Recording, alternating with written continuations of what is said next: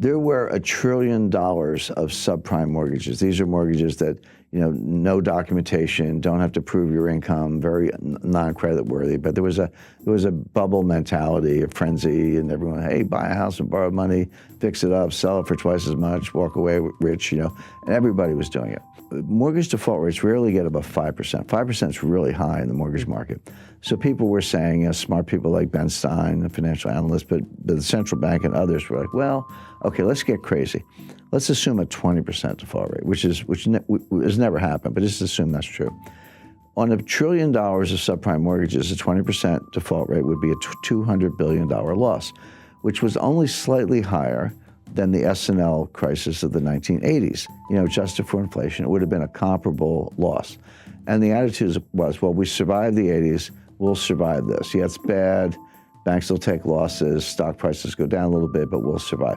What they missed is, yes, there was $1 trillion of subprime mortgages, but there were $6 trillion of derivatives. Yeah. That was invisible. So all of a sudden, 20% of that was $1.2 trillion. So you create derivatives out of thin air. Yeah. And there's no limit on how many you can have. They're off balance sheet, meaning give me the balance sheet of the company, I won't see them. You have to read the footnotes and then the information behind the footnotes. So non-transparent, unregulated, no limit on size. So the crisis was actually much worse than anyone realized. And then when it started to collapse, the contagion spread throughout the financial system. My point about 2008, it was because we did not learn the lessons of 1998 and we flew right into 2008. But once again, we have not learned the lessons of 2008, and we're going to fly right into the next storm. In 1998, Wall Street got together and bailed out a hedge fund. In 2008, the central banks got together and bailed out Wall Street. Who's going to bail out the central banks? In other words, the point is each crisis is bigger than the one before. The intervention gets elevated, larger dollar amounts, and are we now at the point where there's no one left to bail us out? And one of the questions I'm asked most frequently is, okay, Jim, I kind of follow your analysis on how risk works and how complexity theory and capital markets, how that works, but where's the crisis coming from? What's going to be the catalyst? It's actually a long list. Now, student loans, there are $1.6 trillion worth of student loans.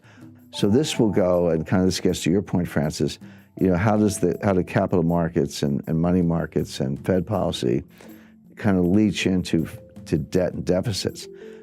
So when a lender, credit union, or anybody, or university makes a loan to a student, and the Treasury guarantees that loan, which they do, it's off budget. Again, it's not strictly a derivative, but it is non-transparent. So then the student defaults, and the credit union, the lender, simply turns to the Treasury and said, here's your loan file, pay me. And the Treasury pays the lender because they've guaranteed the loan.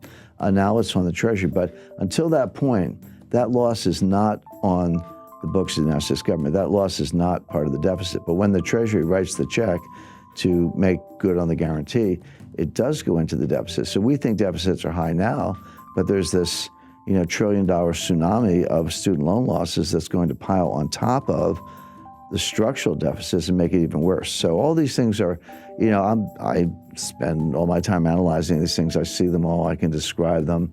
I can see how they're going to converge into a worse crisis. But in the short run, people either ignore them or they just don't know anything about them. But why would Bernie Sanders even suggest that? And by the way, he's not alone. I think the other candidates have, Elizabeth Warren and Joe Biden and Kamala Harris, one way or another, have suggested that they would do something similar, that we need student loan relief, and that ends up going onto the budget and onto the taxpayers.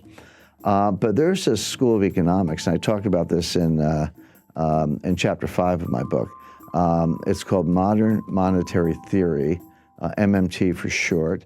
Everyday viewers, everyday people to know anything about it, but more to the point, economists don't know anything about it. This is a new school of economics, if you want to think of it that way. So there is this modern monetary theory, but the leading scholar of modern monetary theory is a lady named Stephanie Kelton, who's a professor at the State University of New York, but she's the financial advisor to Bernie Sanders. What modern monetary theory says is that actually there's no limit on the amount you can spend.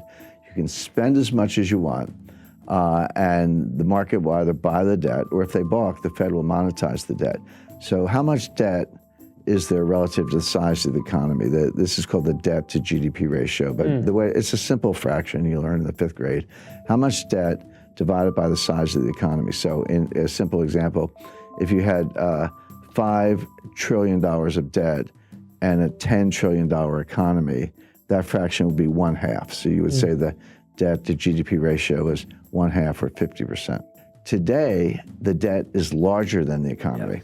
That ratio is over 100%. We have round numbers, about $23 trillion of debt and about a $22 trillion economy. So the ratio is about 105%, highest since World War II. That troubles me, it troubles other economists. But my friend Stephanie says, what's the problem? You could take it to 150%, 200%, 250%. By the way, that's where Japan is. Japan's at 250%. Greece is 175% or so.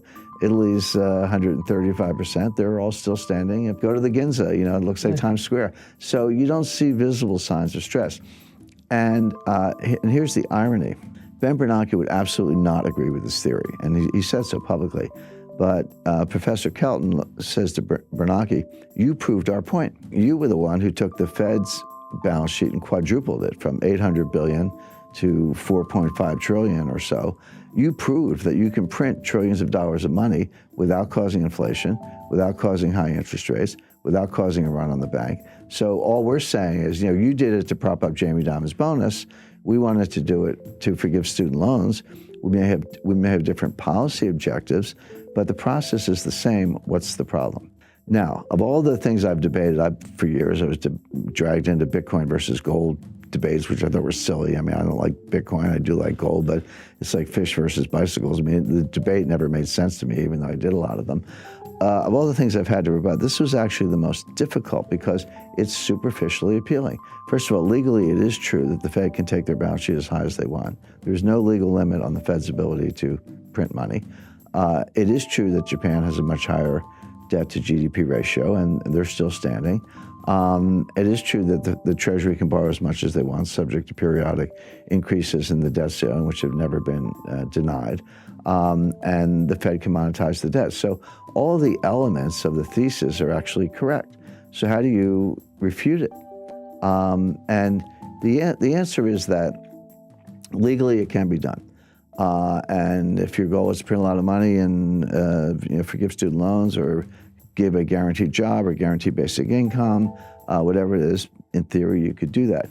But there is an invisible psychological boundary, and this is what the modern monetary theorists don't understand, and I don't think Ben Bernanke understands it.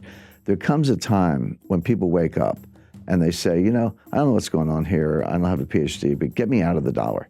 It doesn't. And so I'll buy gold. I'll buy silver, land, oil, natural resources. Buy a new car. Buy a house. Get me out of the dollar into something tangible, because I no longer trust the monetary authorities. I no longer trust the Congress. I can't believe that you're going to spend this much money without ceiling, without limit, without causing inflation. My inflationary expectations will go up. And the way to deal with that is to buy hard assets, starting with gold, but not exclusively gold. There, as I say, land, real estate, and natural resources. They're all good. They're all good substitutes. At that point, interest rates will skyrocket. All of a sudden, the bond market will have difficulty selling it. The president of the Congress could take away some of the Fed's independence. All of these assumptions could come crashing down very quickly, very unexpectedly, and that's the problem with the theory.